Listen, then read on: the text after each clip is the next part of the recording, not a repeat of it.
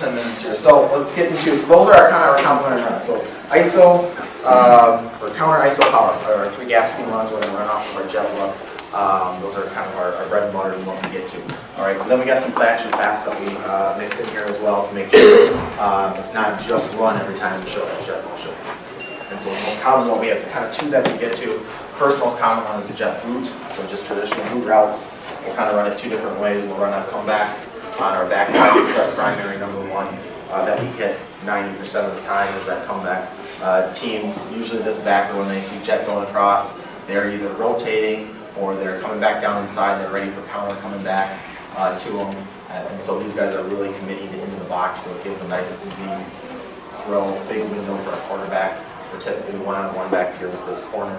Our receivers do a really good job running this comeback route, getting this guy's close and pressing, getting into bail, and sitting and coming back. So this is kind of a go-to. If we need a 3rd and 8, first down, we'll get to this play. But it's been a really easy throw and catch for us. The one throw that we don't get to enough that's usually wide open is this drag from number 2 on the backside. Usually these backers are really hard to commit to jet because, again, the majority of the time, anytime we show jet motion, it's some type of run play. And so whether these guys are committed to the jet or worrying about our complementary ISO power counter, these guys are committed hard to the run and opens up a huge window behind them on that play.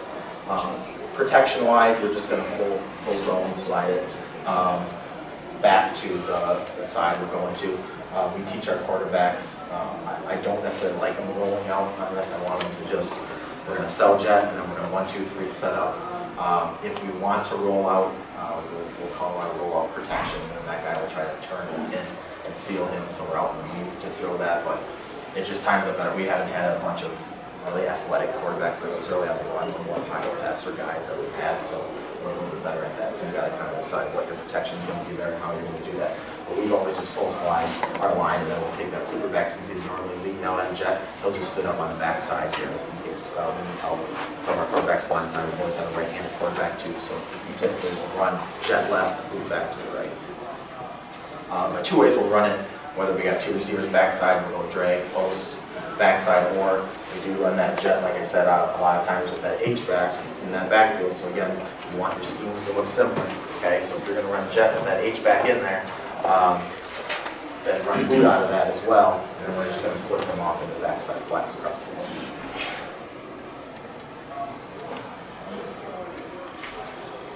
So we're just jet across, set up, and here we go to the other side. This is a good quarterback, so we can go to either side if we want to. But that's the type of throw that we get just about every time. We get these guys committing hard to the jet. There's easy passing lane. There's nothing to throw over. Again, it's an easy usually pick up if we need it. Here we come back down to the boundary side. Again, we run this also to a boundary side, so it's a shorter throw for a quarterback. We typically jet to the field, so we're going to move back to the boundary on this long comeback throw. If you're jetting to the boundary and now you're asking that guy to throw a 30-yard rope on a comeback, that's tough to do for a lot of high school quarterbacks. So we try to go either middle of the field or a boundary. Now that's a short, quick throw that our quarterbacks can handle, putting on a line, getting into it, the guys quick. And again, you can see the throwing lane here is wide open. There's no one to throw over, nothing to worry about, and we can hit that really quick.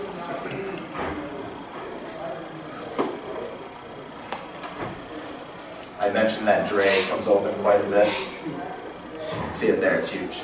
So that's one thing too. If they're sitting on that comeback, talk to your quarterback. Next series, hey, we come back and we run jet boot. Just have a feel for those backers. If they're committing hard to that jet play, then you're going to get this boot coming wide open across the field in that little hole under the safety. But if that's open too, then we're not doing it. We're running down a lot. We're running a lot in the red zone. Again, we get a lot of man coverage down in the red zone. Press man. So we get one-on-one, and we're going to we like our chances with our receivers one-on-one with the corner. So we're just going to press up into that and hit at the top line. Here's one adjustment kind of play that we made. This team blitzed off the edge here, so our quarterback, he comes hard on the edge blitz with his jet motion. to try to blow up counter coming back. We ran a lot of counter this year out of our jet play, so he just puts him hard off the edge anytime he saw jet. So our quarterback does a nice job of kind of ad-libbing here. He comes hard off the edge, and our jet back continues to wheel up the sidelines, and we just end up throwing the wheel to him backside. These guys get across the formation, everyone's chasing, and we get a wheel wide open for touchdown.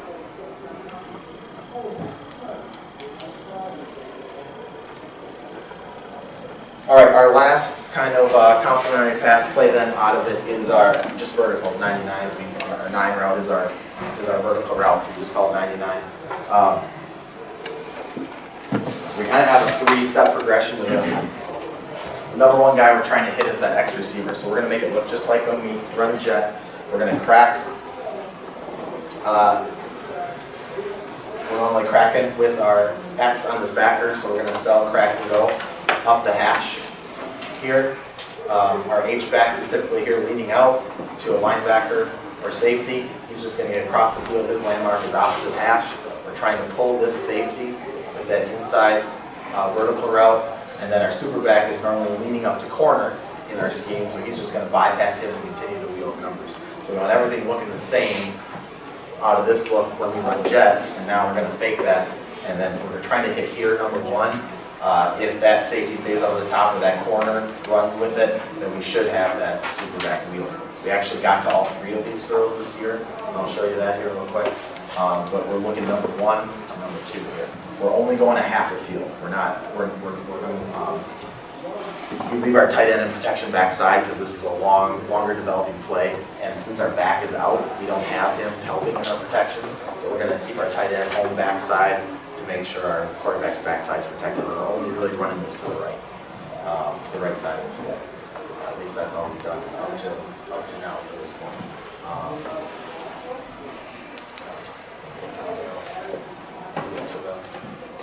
Oh, the other thing on that, we're going to snap this ball early.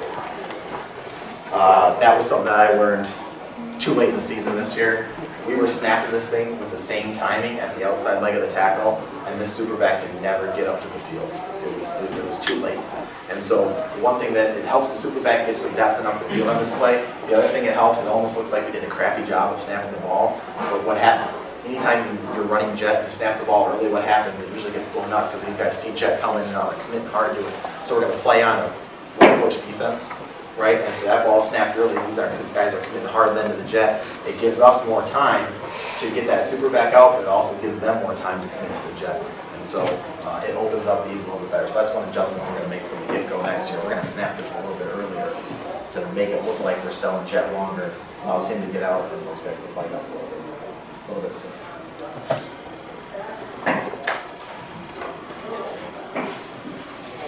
So we don't complete it here, but you can see we got them. So we're cracking, we tight our alignment down. All right, so the same alignment as when we give the jet, tight alignment, and we still crack and go up to the hash. This guy doesn't get far enough across. He's got to get further across to the hash here, and then we're going to wheel that back up. You can see how late we snap that thing, and our back just isn't even. We want that back up here almost even with where it goes on the backside, from a depth perspective. But you can see the bite we get from these safeties down, and the crack goes right up this hash. He's going to come down and we're going to pass it right there. So the next one that we get to here is our wheel. So again, we're snapping this late. So you can see we throw this when this guy's only about 3 or 4 yards down the field, and I would like him to get a little bit further. This time we sell a crack here, and then we get the wheel going up the sideways.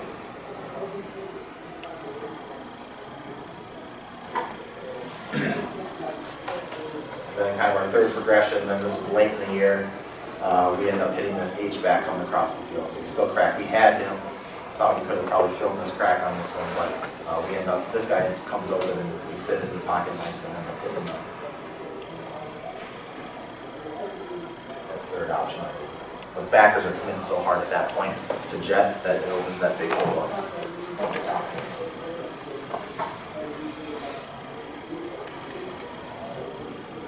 We will run it from under center. This is a couple years back, so I think that's important too to have that in there. If you're running jet from under center, then have a play action pass from under center as well. So we're going to sell jet to our jet back. We're going to sell ISO and then set up and throw. We end up coming to the backside. X receiver, safety, and everyone's committing to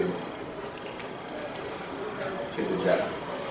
And then we'll do that from gun too. This is an older version of our 99s. We weren't cracking at this point, but we were just trying to get that corner flat-footed a little bit on the jet, and then hit it over the top.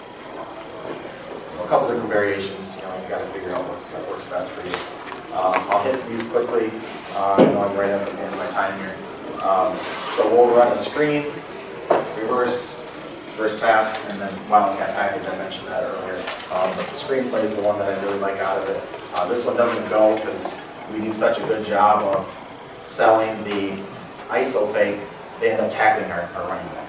So we don't get out on it, but it would have been a touchdown had we been able to get out. So we're going to sell jet ISO with those backs, and then the quarterback's going to come out of it, the same action you just saw on that 99. We're going to sell jet, we're going to sell ISO fake, and then we're going to sprint for depth, look front side here, and then we're going to come back as the super back after he sells his ISO fake, he's going to settle and come back to the jets, to the left side of the field side, to the jet side, and we're going to send our guard center guard out on a slow screen back to the left side. This is unbalanced formation too that we run a lot of our jet out of. So they're overplaying this side already once we get the jet coming through.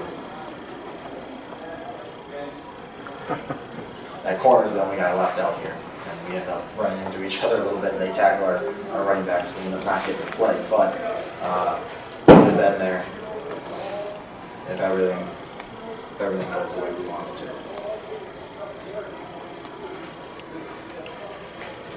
Then you can run a reverse. We run a reverse out of it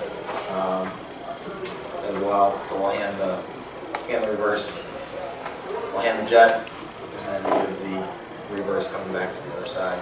So again, just a fun wrinkle off of it. Again, you get hard flow from the defense. I think having that, it's kind of like a counter play coming back to the opposite side. Is a good one to have, and then our last progression out of that, we'll run that same reverse look. We'll go jet, reverse, and then we'll set our quarterback back here.